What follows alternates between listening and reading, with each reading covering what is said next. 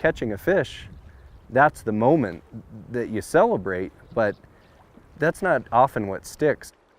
It's the day. It's Lucy going tearing after a bald eagle that jumps out of the bushes and seeing a moose walking down the river.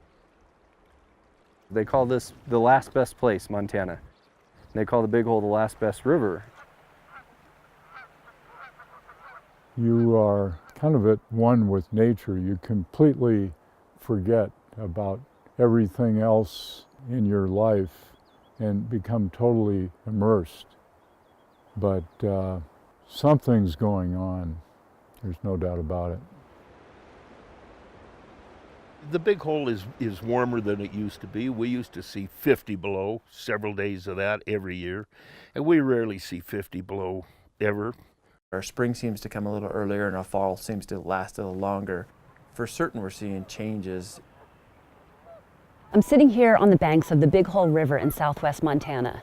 Montana is an iconic place for fly fishing. People come here from all over the world to fish in these clean, cold waters.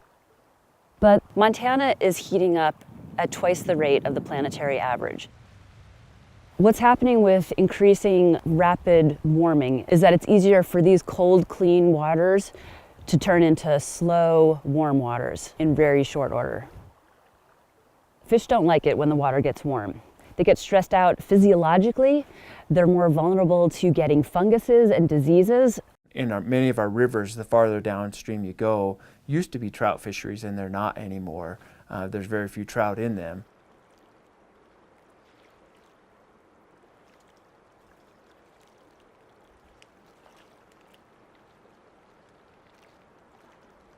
When the waters are warm, the river shuts down.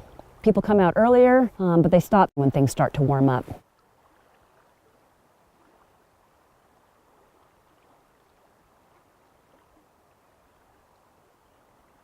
The restrictions are happening more often because our warm summers are happening more often.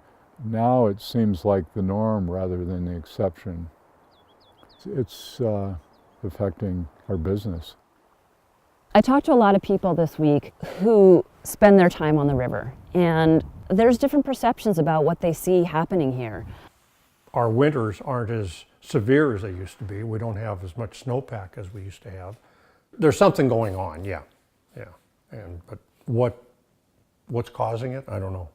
I don't think it's man-made. I don't think there's anything we can do to change it ourselves. What I see about the climate is nobody can predict it.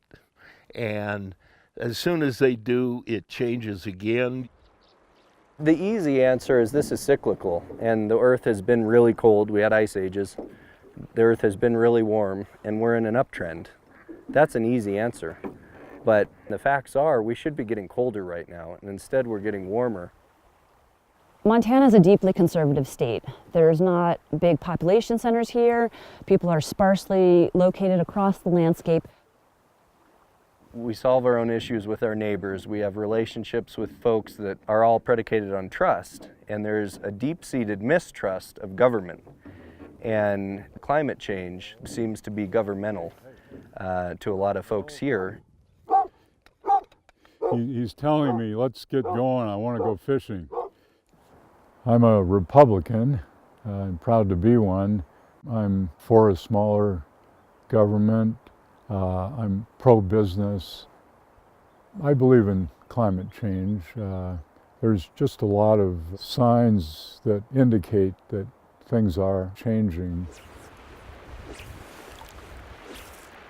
Craig Fellon is an example of a conservative conservationist.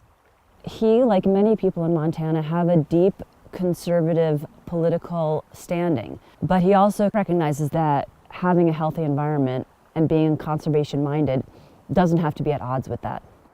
Many people forget this, but Republicans have a track record of being conservationists.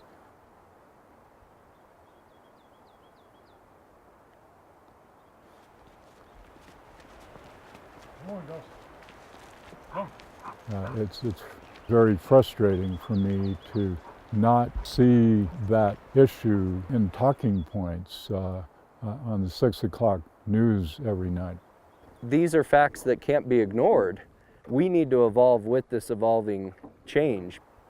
If climate continues to change and get warmer, there may not be anything we can do in those lower reaches, which are warmer and have, lower flows and those sorts of things. There may not be anything we can do.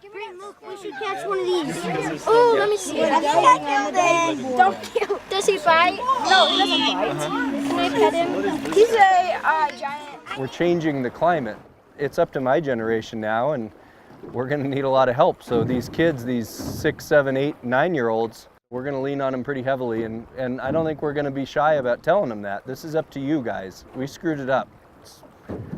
It's unfortunately on your plate to fix it.